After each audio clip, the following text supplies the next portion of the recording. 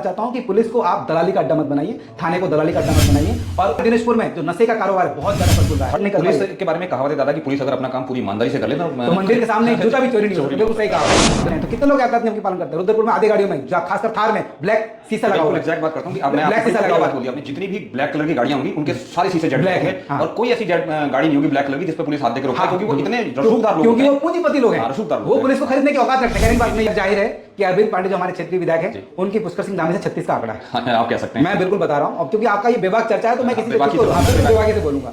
और नमस्कार, मैं अनिल रावत बेबाक चर्चा के इस मंच से, और आज मंच पर मेरे साथ मंच साझा करने के लिए उपस्थित हैं किशोर हलदार जी, जो कि एक समाज सेवी भी हैं और एक वरिष्ठ कांग्रेसी नेता भी हैं। और बीते दिनों दिनेशपुर में एक प्रकरण हुआ है, दशहरे के टाइम पे पुलिस के द्वारा वहाँ पर लाठी भाजी गई है और लोगों को एक खासा नाराजगी भी वहाँ देखने को मिली है, जिसके चलते हुए कल मेरे ख्याल में एसएसपी साहब का आप लोगों ने घेराव भी किया है। तो मैं डायरेक्ट जानना चाहता हूँ किशोर हलदार जी से कि वो इस बारे में प्रकाश डालें और बताएं कि क्लियर कट हुआ क्या है। सबसे पहले बेबाक चर्चा की पूरी टीम को मेरी तरफ से बहुत बहुत शुभकामनाएं। आपने एक अच्छा चैनल शुरुआत किया है क्षेत्र में बदलाव के लिए और एक नई पहल के लिए आपको बहुत बहुत बधाई। मैं उस दिन रात को वहाँ पे उपस्थित नहीं था, लेकिन मुझे सूचना मिली कि दशहरे की रात को दिनेशपुर मुख्य चौराहे पर लोगों का चालान किया जा रहा है ट्रिपल राइडिंग बिना हेलमेट के नाम पर। तो कुछ लोगों के जिन्होंने देखा उन्होंने कहा कि सर आज दशहरे का पर्व है, सब लोग अपने परिवार बच्चों के साथ आते ही हैं, दोस्त लोग आते हैं, ऐसे में आप चालान मत कीजिए, क्योंकि कुछ थोड़े बहुत पैसे वो लोग लेके आते हैं, अगर वो चालान में चला जाएगा तो बेचारे लोग मेले क्या घूमेंगे। अच्छी खासी धनराशि हाँ, बहुत बड़ी, क्योंकि भारत सरकार ने परिवहन में बहुत अच्छी खासी धनराशि, जहाँ 500 था उसका 1000 कर दिया, जहाँ 2000 था 4000 कर दिया, जहाँ 5000 10,000 बिल्कुल, मतलब कई बार तो गाड़ी की रकम से ज्यादा का चालान काटते हुए देखा गया है। तो कहीं ना कहीं एक तरफ से सही भी है और कहीं ना कहीं एक तरफ से अगर आप उन नियम को पालन नहीं करा पा रहे हैं तो ये भी बहुत शर्मनाक वाली बात है। एक तरफ जब रोडों में गड्ढे होते हैं और गड्ढों की वजह से जान जाती है तो उसका जिम्मेदार कौन होता है? अभी कुछ दिन पहले ही हमारे जयनगर में पेंटागन में एक पर्वतीय समाज का लड़का था, वो सिटकुल में जॉब करता था, अपने बच्चों को परवरिश करता था और उसकी जान चली गई। तो कहीं ना कहीं आपकी जिम्मेदारी बनती है कि अगर हेलमेट नहीं पहना है व्यक्ति तो आप हेलमेट रखिए, उसकी राशि लीजिए और कुछ अमाउंट एक्स्ट्रा रखिए, वो सरकार को दिया जाए, तो आपका जो 20% पैसा जो सरकार आपको देती है तमाम चीजों को लेकर वो भी आपको हासिल हो जाए। तो ये नियत आपकी होनी चाहिए अगर वास्तव में आप जनता की सुरक्षा की बात करते हैं। पुलिस का काम है लॉ एंड ऑर्डर को मेंटेन करना, जनता के साथ लाइजनिंग करके जनता का विश्वास हासिल करके क्षेत्र में क्राइम को रोकना। पिछले कुछ टाइम से लगातार उत्तरांचल पुलिस पे ऐसे कारनामों के लिए लगातार वो उठते रहे, सवाल उठते रहे। अभी रुद्रपुर में भी एक कांड हुआ था संदीप लखवाल वाला, जिसमें काफी एक मामला गरमाया था। ऐसे करके फिर एक बार वहां से होना, क्या है पुलिस की ओर से कुछ गलतियां खामियां हो जा रही हैं? देखिए, पुलिस की एक ऐसी नौकरी है, बहुत जिम्मेदार वाली नौकरी है। हाँ, उत्तरांचल पुलिस आपके मित्र। हाँ मित्र, और जो कानून व्यवस्था पुलिस के हाथों है कि आप ऐसा काम करें जिससे कानून का हाथ मजबूत हो और जो भी कोई गलती करे उसको सजा मिल सके। सिर्फ पुलिस का काम ये होता है। पुलिस का काम क्षेत्र में शांति व्यवस्था बनाना होता है। हाँ, लाइजनिंग करके कि हाँ कहाँ पे कोई क्राइम तो नहीं हो रहा है, आप जनता का विश्वास हासिल करके उस क्राइम को रोक सकते हैं। लेकिन आप जनता का ही कहते नहीं, रक्षक की अगर भक्षक बन जाए तो पुलिस से तो कोई साथ बात ही नहीं करेगा कि आप लोग तो हमारे बदतमीजी, हम आपकी क्या मदद करें। अगर आपके पास कोई साइड में कोई क्राइम हो रहा होगा, कोई नशे का कारोबार फल फूल रहा होगा, कुछ बोलेगा नहीं। मौजूदा स्थिति ये भी है ना कि आम आदमी आज की डेट में थाने जाने से कितना कतराता है। बिल्कुल, इसलिए क्योंकि थाने में दलाली का काम चल रहा है। अगर आप थाने में किसी मामले में चलते हैं तो आपकी भी रिपोर्ट लिखी जाती है, अगले बंदे की रिपोर्ट, फिर नेगोशिएशन होता है। 1,50,000 30,000, फिर बाद में आधा हिस्सा पुलिस को जाता है, आधा हिस्सा उसको जाता है, फिर वो बेचारा रोज मतलब आर्थिक शोषण हो रहा है। आप डायरेक्ट आरोप लगा रहे हैं। मैं बिल्कुल आरोप लगा रहा हूं और ये होता हुआ आया है, मेरे आंखों के सामने मैंने देखा हुआ। कुछ लोग इसको बहुत फल फूल बढ़ावा दे रहे हैं। तो मैं ये बताना चाहता हूं कि पुलिस को आप दलाली का अड्डा मत बनाइए, थाने को दलाली का अड्डा मत बनाइए और उन लोगों पर कार्रवाई कीजिए जो वास्तव में समाज को एक गलत दिशा में ले जा रहे हैं। हमारे दिनेशपुर में जो नशे का कारोबार है बहुत ज्यादा फल फूल रहा है, हर जगह, और ये पुलिस के नाक के नीचे हो रहा है। उसके अलावा इतनी सारी चोरी हो गई है, उसका पुलिस खुलासा तक नहीं कर रही है। पुलिस के बारे में कहावत है दादा कि पुलिस अगर अपना काम पूरी ईमानदारी से कर ले तो मंदिर के सामने जूता भी चोरी नहीं होता। बिल्कुल सही कहा आपने। बिल्कुल। तो एक्चुअल में हुआ क्या था दादा उस दिन? हुआ क्या है प्रकरण कि उसमें एक छोटी बच्ची पे भी एक मतलब मैंने सुना है कि उस पे भी चोट लगी है और एक कोई किसी व्यक्ति ने आके बीच में से हाथापाई चालू कर दी थी, उसके बाद से वहां पे माहौल खराब गरमाया, उसके बाद लाठियां भाजी गई है। जी, मैं आपको बताना चाहता हूँ, ये माहौल तब से खराब हुआ जब एक ललित वर्मा नाम का लड़का जो शक्ति फार्म से यहाँ पे अपने ससुराल आया है, वो अपने 2 छोटे बच्चों को लेकर साथ में लेके आया था। तो 3 लोग हो गए, लेकिन बच्चे थे इसलिए उनको एडल्ट नहीं मान सकते क्योंकि दोनों नाबालिग थे। एक उसकी 14-15 साल की बेटी थी और एक 7-8 साल का एक लड़का था। तो पुलिस वालों ने कहा अरे इसका तो 3 का नहीं, इसका तो 4 का चालान काटो। तो उसने कहा कि भाई साहब 3 का 4 का क्यों, 3 का काटिए भाई, हम 3 जने बैठे हैं तो। और उसके बाद कहा भाई मेरे पास तो कैश नहीं है, आप ऑनलाइन चालान काटिए। तो उसने बड़ा ऑनलाइन वाला बन रहा है, तो पुलिस का ये रवैया उसको कहीं ना कहीं नागवार गुजरा होगा, तो तू थोड़ा मैं हो गई हॉट टॉक जो हाँ, भी होता है। तो उसका चाबी खींच लिया, गाड़ी को साइड में किया, चल उसको थाने में ले चलो, पट्टा चढ़ाओ। तो उसके बाद जैसे ये वाक़या हुआ तो आसपास के लोगों ने कहा कि यार परिवार जा रहा है, कम से कम सर आज तो इनको बख्श दीजिए, मेला देख लीजिए, कल आप जो भी कार्रवाई करना हो कर लीजिएगा। लेकिन नहीं, उन्होंने किसी की नहीं सुनी, और जिसने पुलिस को समझा कि तू बड़ा नेता बन रहा है, तू कौन होता है, एक माइकल नाम का लड़का, वो एडवोकेट प्रैक्टिस कर रहा है ये सत्र न्यायालय में, तो उसको इस तरीके बता सर मैं एक जिम्मेदार नागरिक हूँ और मैं अपने कर्तव्य को समझता हूँ, मैं अपनी लाइबिलिटी को समझता हूँ और मैं इसलिए आपको मना कर रहा हूँ, अच्छा तुझे समझाता हूँ। उसको भी थाने में ले जाके, और पुलिस ने क्या कहा कि आपने सरकारी कामों में बाधा दिया, जो अक्सर पुलिस करती है, हाँ। वो यही उनके पास एक हथियार है। और वो ये कहते हैं कि इसने हमारे साथ मारपीट की।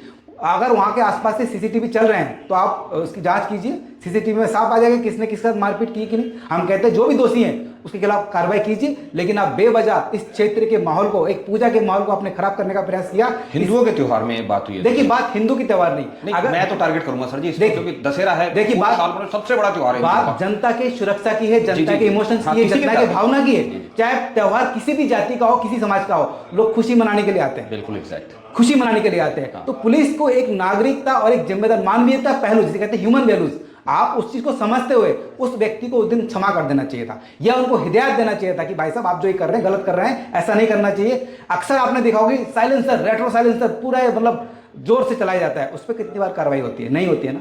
तो अगर आप यातायात नियमों की बात करते हैं तो कितने लोग यातायात नियम की पालन करते हैं। रुद्रपुर में आधे गाड़ियों में, खासकर थार में ब्लैक शीशा लगा हुआ है। एग्जैक्ट बात करता हूं कि आपने ब्लैक शीशा लगा बात बोली आपने, जितनी भी ब्लैक कलर की गाड़ियां होंगी उनके सारे शीशे जेड ब्लैक है, और कोई ऐसी जेड गाड़ी नहीं होगी ब्लैक कलर की जिस पे पुलिस हाथ देकर रोकता है, क्योंकि वो इतने रसूखदार लोग, क्योंकि वो पूंजीपति लोग हैं, रसूखदार लोग, वो पुलिस को खरीदने की औकात रखते हैं। कहने की बात मैं ये बता रहा हूं। तो ये मैं कहता हूं, क्या सिर्फ कानून उन गरीब, वंचित, शोषित लोगों पर ही कार्रवाई करती है, उन लोगों पर कार्रवाई करने से क्यों बचती है? तो ये कहीं ना कहीं ये भेदभाव की राजनीति है। और दिनेशपुर एक बहुत साफ, स्वच्छ और शांत माहौल का क्षेत्र है, यहाँ पर लोग अपना कामकाज में मस्त रहते हैं। और बंगाली समाज एक बहुत जिसे कहते हैं कि शिक्षित बुद्धिजीवी वर्ग में आता है। देश की आज़ादी से लेकर आज तक आपने बंगाली समाज का इतिहास देखो, चाहे वो रविन्द्रनाथ टैगोर कहिए, चाहे स्वामी विवेकानंद जी कहिए, चाहे सुभाष चंद्र बोस कहिए, चाहे खुदीराम बोस कहिए, जितने भी बुद्धिजीवी वर्ग हैं हमारे, और यहाँ तक कि जो बीजेपी के फाउंडर हैं श्यामा प्रसाद मुखर्जी, वो भी इसी पार्टी से ही आते हैं, इसी समाज से ही आते हैं। तो उन्होंने इस पार्टी का नींव रखा।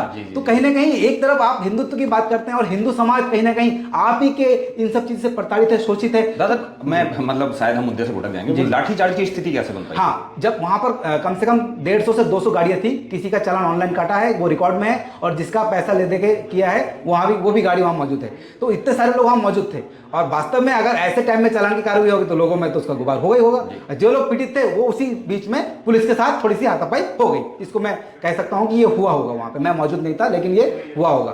पुलिस को कोशिश करना चाहिए था कि मामलों को शांत कराए, लेकिन पुलिस ने जिस तरीके से एक आर्या, योगेश आर्या या कुछ नाम से है, वो आगे सिविल ड्रेस में जो थे, सिविल ड्रेस में था, जिनकी वीडियो भी वायरल हो रही है, हाथ छोड़ दिया है किसी पे, वो काफी हेल्दी बंदा है, और वो आते ही अटैक कर देता है, गाड़ी का स्टैंड को बिना खड़ा किए गाड़ी को गिरा के आके उस पर अटैक कर देता है, और बहुत बुरी तरीके से मारता है। और वही एक घूसा 14 साल की जो सरिता वर्मा लड़की है उसको लग जाता है। वो घूसा लगने के बाद वो लड़की खड़ी नहीं हो पाई, अभी भी उसके सर में चोट है। तो कहीं ना कहीं पुलिस ने इस तरीके का जो एक माहौल वहां पे क्रिएट किया, इसको लेकर हमारे समाज में बहुत ज्यादा आक्रोश है। और उन्होंने ये कहा कि जो भी दोषी पुलिसकर्मी हैं, जब तक उनके ऊपर कार्रवाई नहीं होगी, उनको बर्खास्त नहीं किया जाएगा, उनको हटाया नहीं जाएगा, तब तक ये हमारा आंदोलन जारी रहेगा। तो दादा एक चीज़ और मैं कहना चाहता हूँ कि जैसे कल आप लोग एसएसपी साहब का घेराव आपने किया, क्या एसएसपी साहब से आपकी मुलाकात हुई है कल? देखिए, जैसे हम लोग वहाँ पहुंचे तो वहाँ पर कोई भी अधिकारी मौजूद नहीं था। उनका कहना था कि मुख्यमंत्री का कार्यक्रम है, वो खटीमा से आ रहे हैं। तो हम लोग वहाँ पर 12 बजे पहुँच गए थे, और 2:30 बजे एसपी सिटी कात्याल जी आते हैं, कहते हैं कि हमें एसएसपी साहब ने नॉमिनेट किया है आपका ज्ञापन लेने के लिए।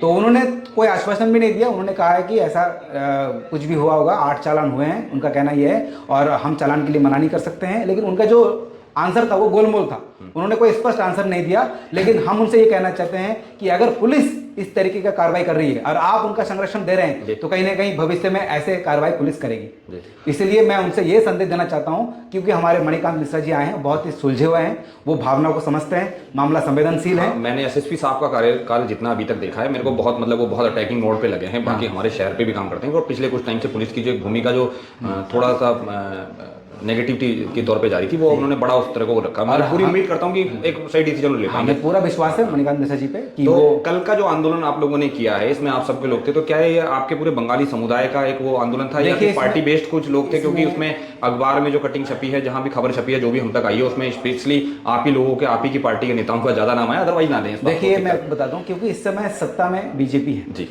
और बीजेपी के इशारों पे ही सब कुछ हो रहा है। जी जी जी जी। नंदन सिंह रावत जी अपने आप को मुख्यमंत्री के करीब बताते हैं, ठीक है, और ये जग जाहिर है, पिछले कुछ टाइम मैं बता रहा हूँ, मैं आपको बता रहा हूँ, जग जाहिर है कि अरविंद पांडे जो हमारे क्षेत्रीय विधायक हैं, उनकी पुष्कर सिंह धामी से 36 का आंकड़ा है। हाँ, आप कह सकते हैं। मैं बिल्कुल बता रहा हूँ, अब क्योंकि आपका ये बेबाक चर्चा है तो मैं किसी बेबाकी से से बोलूंगा, बिल्कुल बेबाकी से बोलूंगा। जी, जी, जी। और वो चाहते हैं कि अरविंद पांडे जी की छवि खराब हो, ठीक है, इस क्षेत्र का माहौल खराब हो, तो इसलिए वो जानबूझ के बहुत बड़ा आरोप लगा रहे हैं आप ये। बिल्कुल बिल्कुल स्पष्ट लगा रहा हूँ, कहीं क्योंकि देखिए चाहे कुछ भी हो, जनता ने अरविंद पांडे जी को विधायक बनाया है, उनकी नैतिक जिम्मेदारी बनती है कि क्षेत्र की जनता की हर एक तरफ से उनकी सुरक्षा करें। तो फिर आप लोगों ने एसएसपी साहब को घेराव ना करके आप सब लोगों को अरविंद पांडे जी के पास नहीं जाना चाहिए था? देखिए हमारे उस घेराव के कार्यक्रम में बीजेपी के लोग भी थे। तो हमारे अरविंद पांडे जी को क्यों नहीं? हमारे सोसाइटी के चेयरमैन रोहित मंडल जी, भाजपा मंडल अध्यक्ष अनादि रंजन मंडल जी, जिला उपाध्यक्ष हिमांशु सरकार जी, इन्होंने भी समर्थन किया है। निश्चित रूप से वो हमारे साथ पहुंचे नहीं थे, लेकिन कहीं ना कहीं उनका समर्थन था, क्योंकि हमारे दिनेशपुर का जो माहौल है एक व्यक्ति विशेष की बातों पर खराब किया जा रहा है, क्योंकि हमारा समाज इस समय एकजुट हो रहा है और वो इनको नागवार गुजर रहा है। जी जी तारीख का जो एक भव्य जो आपने आंदोलन, कहीं ना कहीं कुछ लोगों को ये चीज नागवार गुजर रही है कि ये लोग संगठित क्यों हैं, और संगठित होने से उनका कहीं ना कहीं राजनीतिक जमीन खिसकता हुआ नजर आ रहा है। मैं किसी का नाम नहीं लूंगा, लेकिन कुछ लोगों का राजनीतिक करियर खिसकता हुआ नजर आ रहा है हमारा समाज एकजुट होने से। तो ये कहीं ना कहीं षड्यंत्र के तहत ये किया जा रहा है, जिससे हमारा समाज अस्थिर हो, हमारे समाज के अंदर टूट फूट हो और लोग इधर उधर हो जाए और ये आंदोलन का रूप ना ले पाए। अच्छा दादा, एक चीज और पूछना चाहता हूँ आपसे, जैसे आप हमारे साथ यहाँ बैठे हैं, आप उस चीज के वो कह रहे हैं, तो क्या इसमें किसी के खिलाफ मुकदमे अभी तक दायर हुए हैं क्या? देखिए पुलिस ने 3 लोगों के ऊपर मुकदमा दायर किया। वो 3 लोग कौन है? एक है ललित वर्मा, जो पहले लड़की के पिताजी, माइकल राय है, वो एडवोकेट है, और एक देवव्रत नाम का लड़का। ये 3 लोगों पर मुकदमा इन्होंने कायम किया है कि पुलिस के काम में बाधा, मारपीट, तमाम 2-3-4 नाम में मुकदमा दर्ज किया है। लेकिन हम ये कहते हैं कि जिन पुलिस ने हमारे ऊपर हाथ उठाया है, लाठीचार्ज किया है, उस बच्ची पे चोट पहुंचाया है, उस पर कौन मुकदमा करेगा? तो क्या आपकी मांग रही है? हमारी मांग ये है कि पुलिस प्रशासन एसएसपी के जांच करे और किसी अन्य थाना से जांच करवाए, क्योंकि तो उस थाना के सभी पुलिसकर्मी अब कहीं ना कहीं एकजुट हो गए हैं। वो नहीं चाहेंगे कि निष्पक्ष जांच हो, तो हमारी मांग है कि किसी अन्य थाने के पुलिसकर्मी से इसकी जांच कराया जाए और निष्पक्ष जांच कराया जाए। हम ये नहीं कहना चाहते जो भी गलत है दोषियों के खिलाफ कार्रवाई हो, चाहे वो पुलिस का अधिकारी हो, पुलिस का कर्मचारी हो या आम नागरिक हो, जो भी उनके साथ लड़ रहे थे। और क्या कार्रवाई हो उनके खिलाफ?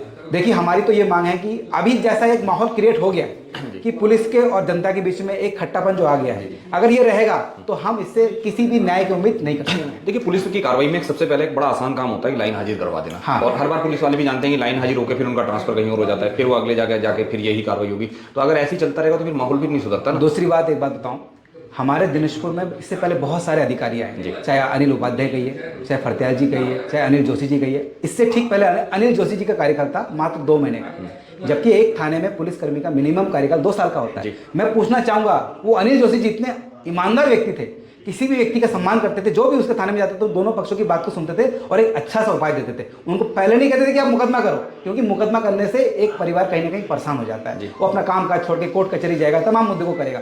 लेकिन पुलिस का काम ये होता है पहले दोनों पक्षों को समझाना, जब मामला बिगड़ जाए तब देखते हैं कि हाँ मुकदमा किया जाए, फिर भी कोशिश करना चाहिए। तो पुलिस का काम दोनों पक्षों को समझाने का होता है, दोनों पक्षों से बात करके, और नहीं कि पुलिस का काम दलाली करने का होता है। तो ये मैं कहूंगा कि पिछले कुछ समय से इस दिनेशपुर थाने में दलाली का काम चल रहा है, इसलिए ऐसे थाना अध्यक्ष को तत्काल सस्पेंड करना चाहिए और हिदायत देके भविष्य में इस तरह की पुनरावृत्ति ना हो, आने वाले पुलिसकर्मी के लिए एक संदेश भी होना चाहिए। हाँ, मैं जानता हूँ कि ऐसी घटनाएं जो होती है, जो मैंने बार बार ये कहा कि पुलिस की और जो आम नागरिक होते हैं, आम नागरिक मतलब जो नॉर्मल जो दिनचर्या वाले व्यक्ति होते हैं, उनकी कनेक्टिविटी में बहुत ज्यादा हो जाता है। और मैं अक्सर एक बात कहता हूँ कि पुलिस में आला अधिकारी कभी गलती नहीं करते, आला अधिकारी कभी गलती करते हैं। निचले तौर के जो होते हैं, जो आपके यहाँ गश्त लगा रहे होंगे, नॉर्मल सिपाही होंगे या छोटे वाले जो थाना इंचार्ज होते हैं, थाना इंचार्ज होमगार्ड होते हैं, अक्सर गलतियां उन लोगों से हो जाती हैं आवेश में आके, और उसका भुगतान जो होता है उस चौकी इंचार्ज और इन सब लोगों को करना पड़ता है। लेकिन चौकी इंचार्ज का मतलब ये होता है कि वो उस चौकी का पूरा मालिक है, तो उसकी जिम्मेदारी बनती है।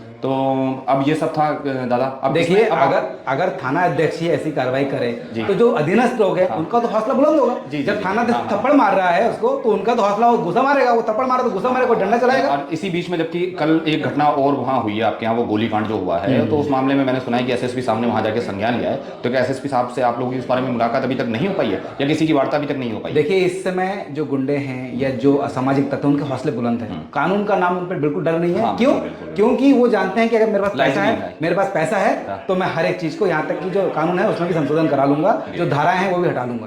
तो ये कहीं ना कहीं उन पूंजीपतियों के खिलाफ जो डर का माहौल खत्म हो गया है, जी। ये काम है पुलिस को बहाल करने का। बिल्कुल। और जो आम जनता है या जो छोटे लोग हैं, उन पे ये विश्वास दिलाना कि मुझे न्याय पुलिस देगी। ठीक है, ये दो चीज हम पुलिस से उम्मीद करते हैं। तो और आपका आगे क्या रहेगा दादा इसमें? देखिए, हमने अगला कुछ दिन step का है। समय हम देते हैं पुलिस को, जी, जांच करें, जी। तत्काल जांच करें, और जांच में इन पुलिस कर्मियों पर कार्रवाई हो। अगर नहीं होगी तो हम एक बृहद स्तर में उग्र आंदोलन का काम करेंगे। और बाकी और जो 3 लोगों पे जिन पे खिलाफ मुकदमे हो गए उनका, हम तो ये भी कहते हैं उनकी जांच हो, और जो अगर उनके खिलाफ झूठा मुकदमा हो उनके ऊपर लगाएंगे, मारपीट लगाए, मारपीट का आरोप लगाए। जबकि- तो उनका, जबकि ऐसा कुछ है ही नहीं। मार भी उन्होंने खाई है जबकि। हाँ, जबकि मार भी उन्होंने खाई है। ठीक है, उस छोटी बच्ची पे। हाँ बिल्कुल, वो छोटी बच्ची तो किसी पुलिसकर्मी को नहीं मार सकती ना। ना। तो कहीं ना कहीं, तो इसलिए मेरा ये कहना है कि निष्पक्ष जांच हो, जिन पुलिसकर्मियों ने उन पर हाथ उठाया उसका तुरंत सस्पेंड और लाइन हाजिर करे, या कहीं दूसरी जगह, लेकिन इस थाने से ये पुलिसकर्मी नहीं होने। चलिए ठीक है। तो साथियों, ये थे हमारे साथ किशोर हलदार जी, और काफ़ी बेबाकी से बोलने के मामले में किशोर हलदार जी भी मैं काफ़ी लंबे टाइम से उन्हें जानता हूं, और वो बेबाक सवालों के बेबाक जवाब उन्होंने हमारे साथ बीच में दिए हैं।